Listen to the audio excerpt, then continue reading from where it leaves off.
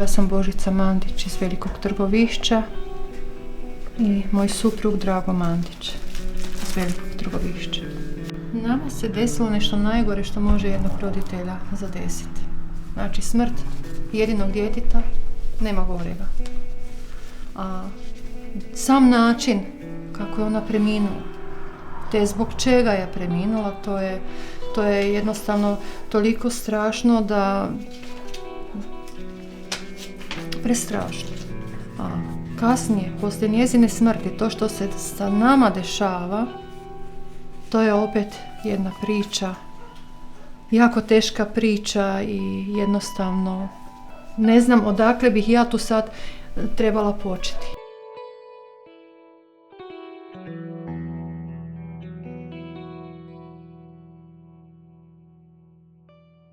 Ivana je bila naša jedinica i željela je staviti fasadu na kuću.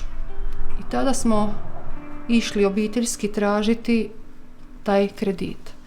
2004. godine u poslovnici u Krapini Ivanoj je odobren kredit. I to kunski kredit u iznosu od 170.000 kuna. Kako su radovi krenuli na godinu, znači 2005. taj iznos nam nije bio dostatan i onda smo zvali banku da nam odobri, ako može normalno, jedan manji iznos od onog prvog. I oni su normalno rekli ako je novac utrošen u kuću, namjenski kao što i je, oni su nama i odobrili 130.000 kuna. Ali oni su samo inicijativno zatvorili kunski kredit iz 2004. onaj veći i sve nam nametnuli u taj švicarac.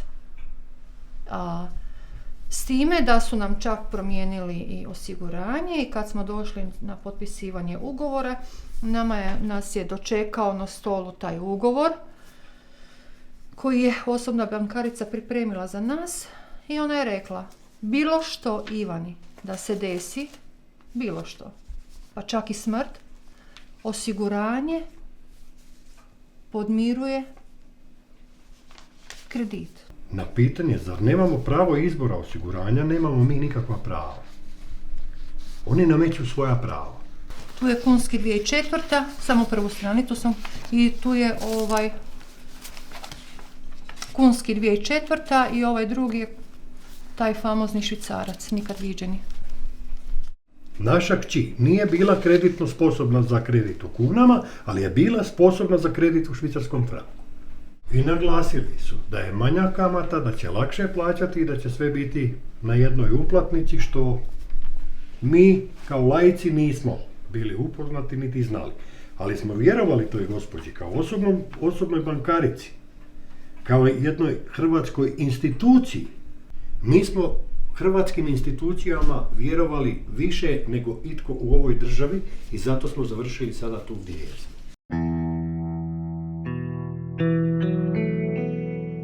Pa recimo 2007. je počela ta kriza i to se dalo osjetiti. Polagano je rata počela rasti. Ali tada je banka 2007. nama poslala obavijest da imamo mogućnost nastaviti otplatu kredita opet u kunama. Kad smo došli u Krapinu, oni su rekli da Ivana nema to pravo. Da tek nakon 5 godina otplate kredita po švicarcu, ona stječe pravo na mijenjanje valute. Dok Ajmo se vratiti malo na 2005. 2004. Onda nisu imali taj obzir. Pošto smo bili odbijeni, mi smo i dalje nastavili plaćati kredit redovito. Normalno, tu su kamate rasle, evo tu je već na 6,10% kamata došla. Znači, kamata je pratila u biti rast švicarca. I tako je došla njezina rata kredita sa 1700 kuna na 2950 kuna na dan smrti. Na kraju. Za cirka 80% je njezin kredit bio veći nego koji je podignut. 2008. godine ona je imala plaću oko 4500 kuna. Firma u dogovoru sa svojim djelatnicima je išla na nivo da sniživa plaće, da bi zadržali radna mjesta, da bi spasili firmu uopšte. Oni su snizivali plaće, a banka je sustavno gledala da isključuju im rast valute, rast kamata. Znači, ona je gledala kako će uništiti radnika, kako će uništiti svakoga. Znači, njoj je već bilo na knap. Koliko dobijem, toliko moram dati banki. Znači, šta da ja radim cijeli mjesec? Gdje da ja uzmem? Ali i bez obzira i na to, mi kao obitelj, pošto smo bili zajedno smo sve rješavali, sve smo radili, mi smo nastavili normalno plaćati do dana njezine smrti. Tu se baš vidi ta igra banke, kako je banka prljavo igrala cijelo vrijeme. 2010. banka poslala da su oni u 2007. godini ponudili svim klijentima da se mogu vratiti na kunu. Oni su s ovim dopisom u biti svalili krivnju na nas kao da mi nismo željeli se vratiti u kunu. A kad smo 2007. išli, onda nismo imali pravo na to. A kad tražite pismeno da vam oni napišu u banki to njihovo obrazloženje, to vam neće napisati niko. 2010. u 12. mjesecu ona dobije otkaz i mi smo išli u banku i zamoliti banku da jedno vrijeme stavi kredit moratorij, pošto je ostala bez posla, ali normalno da će se potruditi čim prije zaposliti da nastavi redovito opet otplaćivati kredit. Tada smo bili grubo odbijeni. Ne, kredit se mora plaćati. Ništa nije dolazilo u obzir. I mi smo se toga držali. Znači, kredit se mora otplaćivati. Ali Ivana se zaposlila u 6. mjesecu.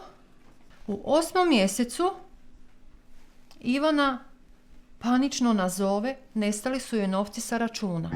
I tako smo doznali da je banka PBZ 10.8. Ivanu ovršila sa 2598 kuna. Bez ikakve objave. U međuvremenu mi smo shvatili da je ta ovrha koju su oni napravili bila u stvari tečajni rast švicarca. Ali tada nas je bankarica osobna, gospođa Pavković, nazvala, pošto je vlada tada ponudila ti 7 mjera i rekla je da bi bilo poželjno da Ivana dođe na dogovor. Ja sam molila Ivana, pošto radi samo prvu smjenu, radnim danom ne može. Da li mogu ja kao sudužnik kredita? Tada je bankarica bila onako dosta oštra i rekla je ko sam ja da bi ja došla na razgovor, da na razgovor mora doći isključivo Ivana. Ali tako smo nekako uspjeli se dogovoriti da ipak taj razgovor bude u subotu. 10.9. Osobna bankarica nije nas čekala, već je ostavila kolegi svom ovo. Da bi ostvarila bilo koju olakšicu, kao prvo mora svoj račun gdje je primala plaću preusmjeriti na PBZ. Dalje mora zatvoriti dug po kreditu. Tu smo sad koji dug? Skoro 8,5-9 tisuća kuna. Čak je osobna bankarica na suđenju potvrdila, to je izjava osobne bankarice, da Ivana u trenutku smrti nije imala dug po kreditu. Tu su oni nama nametnuli nepostojeći dug i uvjetovali ju da mora dići kredit da bi zatvorila nepostojeći dug. U biti to je bila ta kap koja je prelila čašu. Oni su nju sustavno tih niz godina maltretirali, ali tu je ona jednostavno, tu je došla ta eksplozija. Kad su oni njoj prikazali taj nepostojeći dug. Jer ako to ne podmiri, ona ne može dobiti čak niti ovu jednu olakšicu. Osobi kojoj roditelj ne radi, kojoj je drugi roditelj 100% invalid sa 1000 kuna mirovine, ponuditi samo jednu mjeru koju su potpisali sa hrvatskom vladom, ja mogu samo reći, to je čisto lihvarenje, čista pljačka i čista manipulacija sa nama bila. Nakon 7 godina redovitog uplaćivanja kredita i dok je bila nezaposlena, ona je imala veći kredit, iznos za otplatiti nego na dan kad ga je podigla. Na dan smrti iznos kredita, duga po kreditu iznosio 317.000 kuna. Nju se jednostavno sve srušilo. Nju je toliko to sve gušilo da je ona rekla ja moram izaći van. Pa kućeš van, pa ti si tu na selu, na zraku, mislim, svađate me.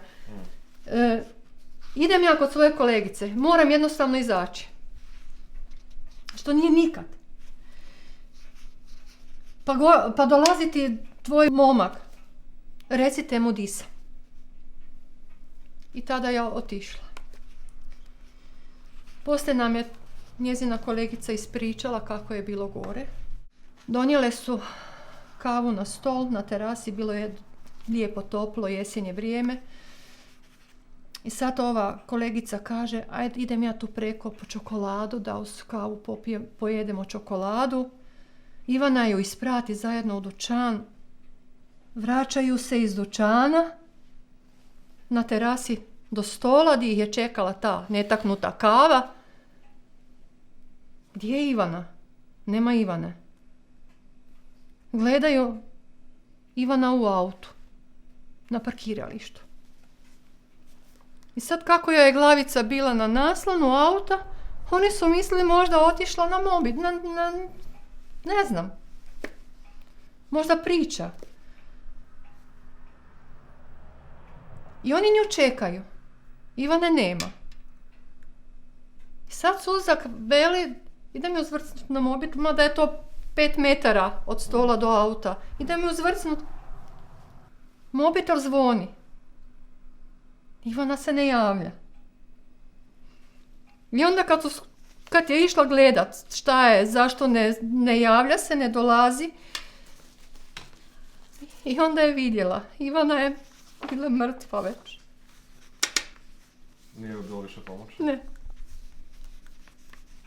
I onda su zvali vas, pretpostavljam? Da.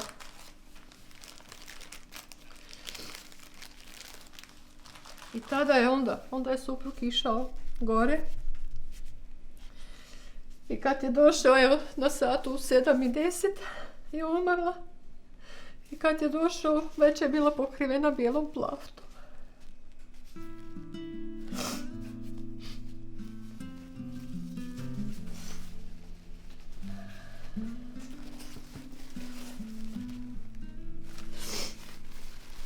Čekali smo obdukcijski nalaz mjesec dana. Ivana preminula od srca, zatajenje srca. Mislim, šok, kako? Ako Ivana nikad nije od srca bolovala. Jednostavno nismo se mogli pomiriti da je naša Ivana umrla od zatajenja srca, da je bila bolesna. Ivana je prije toga napravila ovaj holter i taj nalaz holtera je uredan. Na kraju, nakon mjesec dana naše upornosti, prisilili smo i jednostavno da istraže zdravstveni karton Ivane Mandić. Vještaci sudske medicine. Vještaci sudske medicine, prisilio sam ih. Izvolite, ja neću prihvatiti da vi meni napišete da je moje dijete bolesno, ako ja znam da to nije. Oni su to napravili, istražili su sve podatke i naveli su da takvi podaci ne proizlaze iz popratnice mrtvoga tijela, jer očito su krenuli odmah u zataškavanje. U nijednim zagorskim novinama nije smjelo biti niti jedne objave. Tada je 10.4.2012. sudska medicina napravila konačno mišljenje da je smrt nastupila nakon neprekinutog slijeda emocionalnog događanja tog dana.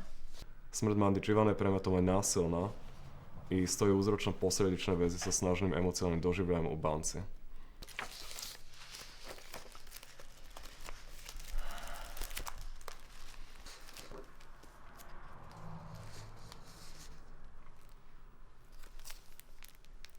Ovo je krštenje. Evo tu je sa kumovima. Tu je bila stara 2 mjeseca.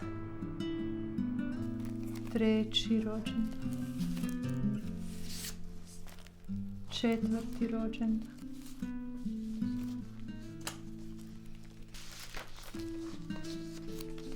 Evo je kako je smiješak. Poslije smrti smo mi išli u PBZ i kod direktorice kreditnog odjela sam svojeručno napisala molbu. Zahtjev za zamrzavanje kredita do rješavanja spora ili do naplate putem police osiguranja. I odnijeli dokumentaciju o Ivaninoj smrti i o tome da to znaju. Oni su i dalje nastojali slati opomene. Opomena svaka košta 50 kuna i to je jednostavno išlo u nedogled. Zahtjev smo podnijeli neka naplate po polici osiguranja i neka nas ostave na miru. Banka to nije htjela napraviti. Slali su na Ivanu jedno 3-4 mjeseca još. Nisu odustali, nego su prebacili i onda više nisu slali na Ivanu Mandić, nego su slali na Božicu Mandić, na sudužnika. Znači sad je ona kao sudužnik dobra, sad ona nam treba. A kad je trebala razgovarati s njima o olakšicama umjesto Ivane, tko si ti da bi mi s tobom razgovarali? Užasno je voljela životinje. To je bilo za kumu. Evo, nikad nije imala tu draž da bu postane mama. Nije doživjela tu sreću, a voljela je malu djecu. Evo, škola. Tu je baš na poslu. Iako na poslu, vidi se na licu da je bila zadovoljna i sretna. Evo. Mi smo uputili dopis prema Generali osiguranju o zatvaranju police kredita. Nepunih tjedan dana su nam poslali da im je žao zbog našega slučaja, ali oni sa nama raskidaju policu o osiguranju kredita. Onda smo mi išli na tu soluciju, naći odvjetnika, tužiti Generali osiguranje, neka zatvori policu. Da bi nakon 3,5-4 godine suđenja sutkinja mojoj supruzi rekla da nema niti pravo podnijeti tužbu protiv Generalija, nek to je dužnost od banke. Ova zadnja sutkinja navela, ja sam shvatila da ona u biti traži od sudskih vještaka da oni donesu odluku. Presudu umjesto u biti nje. Presudu. Da li je Generali po toj polici dužan platiti ili nije dužan platiti. Jasenka Dojinčević, s tim da je nama naglasila da nama želi jako pomoći. I pomogla nam je tako da nam nije dala niti jednu riječ reći. Nije nam niti da kažemo kako se zovemo, ni tko smo, ni šta smo, nismo smjeli niti zucnuti. Oni kao govore da to je nasilna smrt zbog sustavnog dugogodišnjeg maltretiranja koje je imala od strane banke. To je polica osiguranja života. Da. Bez obzira šta je prouzročilo. Evo tu je bila na jednoj firmi, isto na jednoj veselici u društvu. Koji je to 8?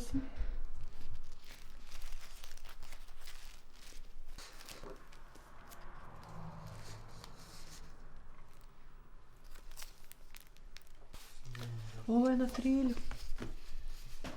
Da. Korumpirani suci, korumpirani odvjetnici, korumpirano državno odvjetništvo, policija, općinsko odvjetništvo, Ministarstvo pravosuđa. Tih 6 stavki, kad bi se pročistile u Republici Hrvatskoj, tek onda bi mi, po onim famoznim Tuđmanovim riječima, za 5 godina postali Švicarska. Mi nismo postali Švicarska, nego mi smo ubijani sa švicarskim frankom. To zadnje ročište koje smo imali je bilo jako teško. Tu se dalo vidjeti da odvjetnik PBZ-a u biti manipulira, vodi slučaj. Ona pokaziva kovertu od FINA-e, ovršena Božica Mandić, ovršena Ivana Mandić. Sudac unosi u zapisnik, nije bila ovršena. Na manipulaciju PBZ-ovog Na odvjetnika. manipulaciju od PBZ-ovoga jer je on onda lupio šakom po stolu i rekao sad je dosta. Tada sud donosi rješenje. Odbijaju se svi daljni dokazni prijedlozi. Kako može nešto dovršiti ako ja nisam imala prilike iznijeti sudu svoj dokaz i svoje svjedoke? Tog dana je sud odbio sve naše dokaze koje nismo smjeli i sve svjedoke i mi smo izgubili sud. Sad nam je jedini cilj obavijestiti jednostavno institucije Europske unije da zaštitimo svoja ljudska zakona zajamčena prava. Želimo pošteno suđenje, želimo pravedno suđenje i želimo da netko u ovoj državi odgovara. Banka je sad 2016. godine nama poslala obavijest o obnavljanju police osiguranja. Ne možemo se snalaziti, jednostavno to je tako kontradiktorno, jednostavno ne možemo to poloviti. Ja znam da to Ivani možda gore ne znači ništa, jer ona je tamo gdje je, zna se zbog čega. Ali jednostavno mi se borimo zbog nje, jer nje nema, mi smo tu i nastavljamo tu borbu do kraja. Ona je bila moja svetinja i ona će ostati moja svetinja. Ovu snagu koju mi crpimo, To je samo zbog nje. mi smo trebali biti možda negdje ili gore kod nje, ili smo trebali biti u Ludari, ali još nam daje snagu samo ona. Pogledajte ovaj smješak. I terat ćemo dok netko za ovo ne odgovara. Ja znam samo da ja i ona dok imamo imalo snage, mi odustat nećemo. Svaki put kad donese presudu, ta institucija da zaštiti našu Ivanu, ona još jedan put ju ubije. Znači, naša Ivana nije umrla jedan put Nego u ovih svaki put 5,5 godina, nego 4 Krivu puta. odluku. 4 puta ju je još ubila svaka od tih institucija koje ju je trebala zaštititi. Sad, ovo je najbolnije. To su naše zadnje slike. Bila je na moru i rekla ne, tata i mama, ja ću doći vama za vašu godišnjicu braka da ju provedemo skupa. A nije znala da bude to zadnja fešta naša.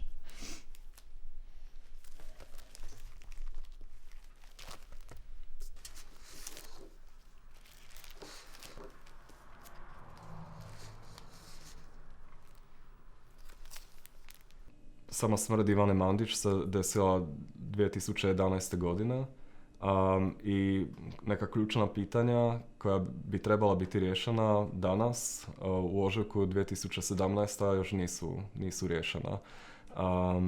Tako da opet vidimo i to što pravosudni sistem se nije pokazao možda dovoljno ažuran u svakom slučaju da rješava tu situaciju i vidjeli smo da i sam način na koji su bili rješavani ti postupci proizvodi brojna pitanja.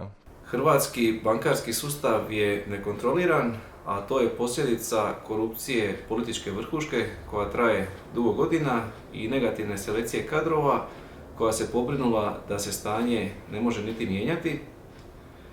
Znači, isti ljudi koji su sudjelovali u privatizaciji banaka i privatizaciji svega što se događalo u Hrvatskoj, dan danas su najutjecajnije osobe u Hrvatskoj, kontrolirali su tijek novca prije rata, za vrijeme rata i nažalost nakon rata. Osobe koje su sudjelovale u privatizaciji, zato su nagrađene pozicijama predsjednika uprava. Pravosuđe je posebna priča u Hrvatskoj, to je rak rana hrvatskog društva u kojoj pojedinac nema apsolutno nikakve zaštite.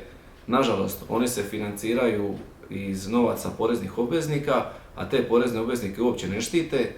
Moćnici koji imaju novac, koji imaju veze sa sudovima, koji imaju veze sa odvjetnicima, mogu u bespuću hrvatskih tih pravosudnih zakulisnih radnja raditi šta god žele. Mali ljudi jednostavno niti imaju vremena, niti imaju novaca, nažalost većina njih nema niti znanje i jednostavno događaju se situacije takve kakve jesu, kao što je bila ova tragična situacija. Znači mladi život je izgubljen jer jednostavno u tom očaju nije znala šta može napraviti, društvo nije na vrijeme reagiralo, međutim to nije izolirani slučaj, takvih slučajeva ima puno, nije ni jedini sa takvom tragičnom posljedicom. I zbog toga vrijeme je konačno da se tom nepoštenom sustavu koji izrabljuje, koji je čak ishodio logiku da nacionalna zakonodavstva ne mogu ništa učiniti. Da je važnija središnja Europska banka za monetarnu, ako hoćete, posredno i za fiskalnu politiku u jednoj državi, ne vodeći računa o specifičnostima te države, o njenim mogućnostima, o pravu ljudi i o pravu građana, pogotovo neuređena država, onda postaje jasno da je filozofija profita i zarade, bez obzira na cijenu, postala dominantna činjenica u odnosima među ljudima.